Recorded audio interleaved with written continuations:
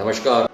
आज एक बहुत छोटी सी बात रखने के लिए मैं लाइव हुआ हूँ रात को 11 बजे और मैं सबको नमस्कार, सलाम, आदाब। देखिए, इस देश के अंदर पिछले कुछ समय से हम ये ऑब्जर्व कर रहे हैं कि डेमोक्रेसी जो है, जनतंत्र, गणतंत्र जो है, उस सारे के सारे मायाजाल को ये बना करके भारतीय जनता पार्टी जो है वो सत्ता में आने के बाद 2014 से गणतंत्र से खेल रही है, जनतंत्र से खेल रही है, संविधान से खेल रही है और हाँ, कानून से खेल रही है।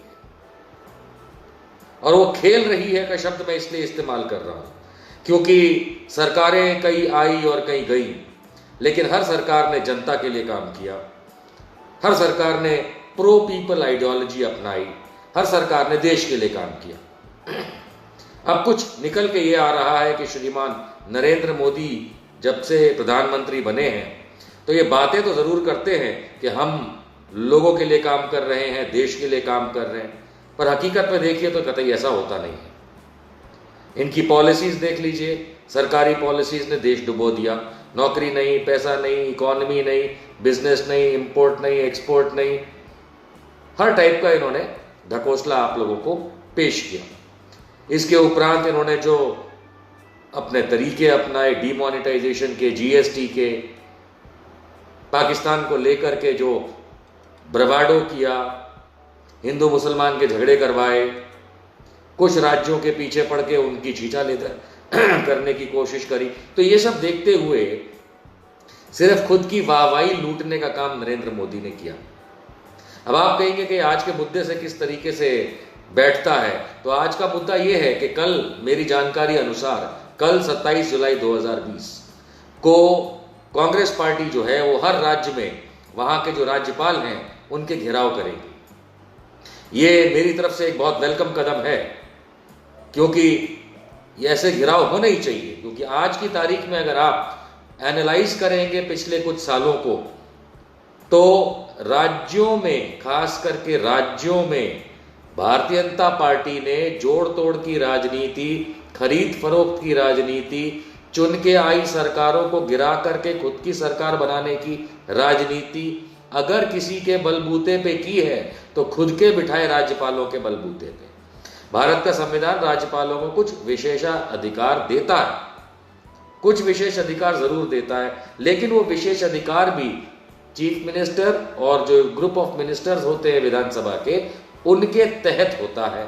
इसके उपरांत भी एक विशेष अधिकार होता है कि यदि वो उनसे डिसएग्री करते हैं तो लीगल परामर्श करके वो अपना एक कदम उठा सकते हैं, इसमें कोई दो राय नहीं। लेकिन आप देखें तो मैं भी रिसेंट पास्ट में बता दूं और महाराष्ट्र की बात कर लेते हैं कि महाराष्ट्र में जो अभी हालिया सरकार है उसके पहले किस तरीके से वहां के गवर्नर साहब ने साबित कर दिया था कि भारतीय जनता पार्टी बैठी है गवर्नर की कुर्सी पे, ना कि एक इंडिपेंडेंट गवर्नर जिसकी हम चेष्टा करते हैं कि हो।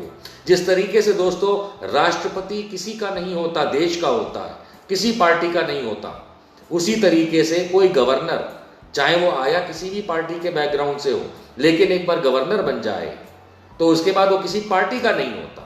लेकिन हम कुछ समय से देख रहे हैं कि ये पार्टीवाद गवर्नर की कुर्सी पे बिठा के खिला रहे।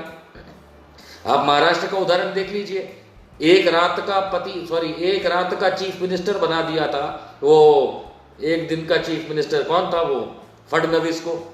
क्या किया था वो गवर्नर साहब ने, भगत सिंह कोश्यारी जी जो महाराष्ट्र के गवर्नर हैं, उन्होंने गैर कायदा अपना करके उसको आदमी को चीफ मिनिस्टर की ओथ दिलाई थी। क्योंकि आप लोगों को याद होना चाहिए कि जिस तारीख को ये ओथ सुबह दिलाई गई 6 और 7 बजे के आसपास, उससे पहले वहां राष्ट्रपति शासन लगा हुआ था महाराष्ट्र में। और राष्ट्रपति शासन हटाने का एक ही तरीका होता है, वो है कि प्रधानमंत्री कैबिनेट की मीटिंग बुलाएं, उस कैबिनेट में निर्णय लिया जाए, उस निर्णय के बाद उसके ऊपर हस्ताक्षर इत्यादि होने के बाद जो भी उसका तरीका है राष्ट्रपति के थ्रू गवर्नर तक जाने का, गवर्नर के, वो तरीका अपनाया ही नहीं गया।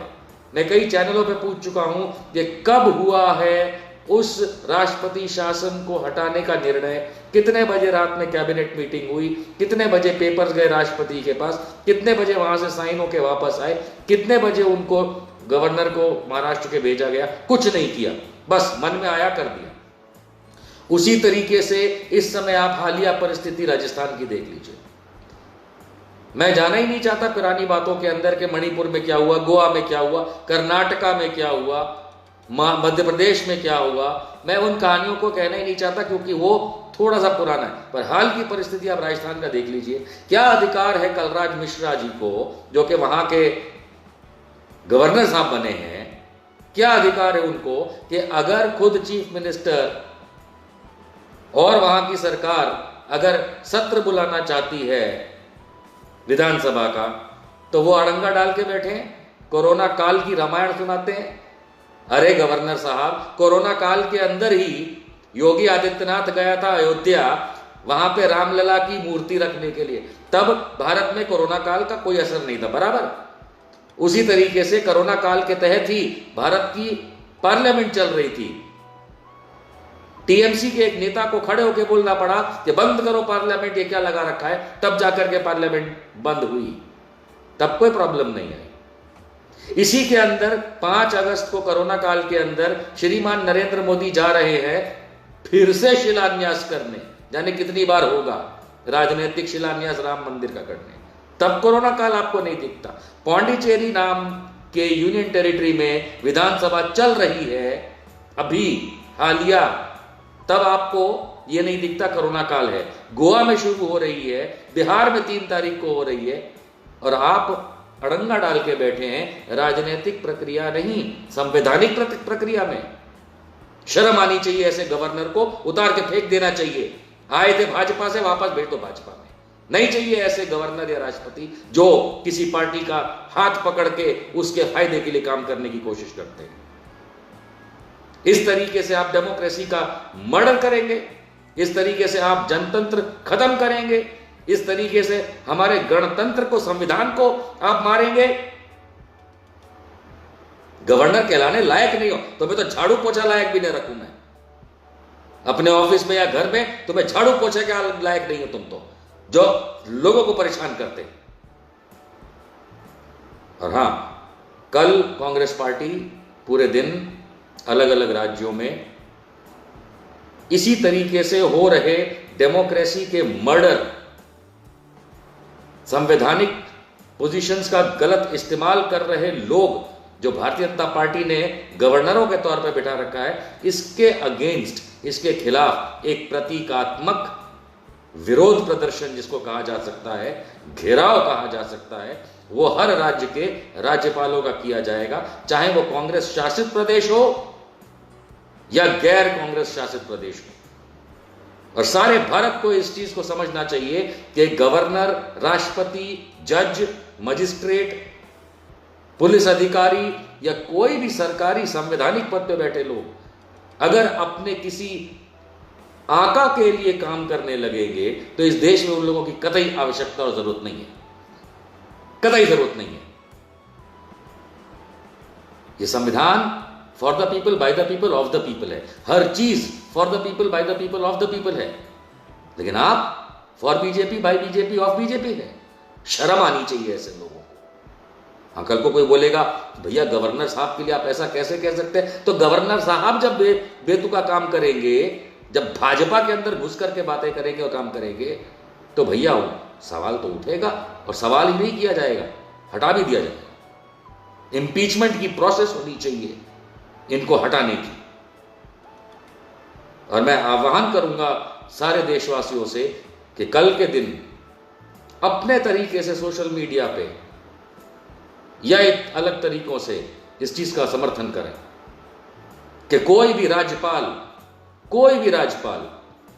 किसी राजनीतिक पार्टी का फायदा पहुंचाने के लिए, कोई भी हो, किसी भी पार्टी का हो, किसी को भी राजनीतिक फायदा पहुंचाने के लिए अगर राज्यपाल जैसे संवैधानिक पोजीशन पे बैठे हुए लोग अगर गलत तरीके से इस देश के अंदर एग्जाम्पल सेट करते आए और करेंगे, तो भारत की जनता आपकी इज्जत नहीं करेगी, भारत की जनता आपको उखाड़ के फेंक देगी।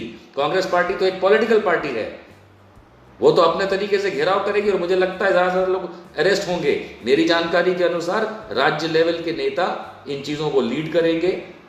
और जिस जिस राज्य में आप हैं, अगर आप कांग्रेस को पसंद करते भी हो या ना भी पसंद करते हो, लेकिन अगर आप इस बात में मानते हैं कि संविधान जिंदा रहना चाहिए, डेमोक्रेसी जिंदा रहनी चाहिए, भारत जिंदा रहना चाहिए और जनतंत्र के अंदर जनता की चुनी हुई सरकारें चाहे किसी भी पार्टी की हों,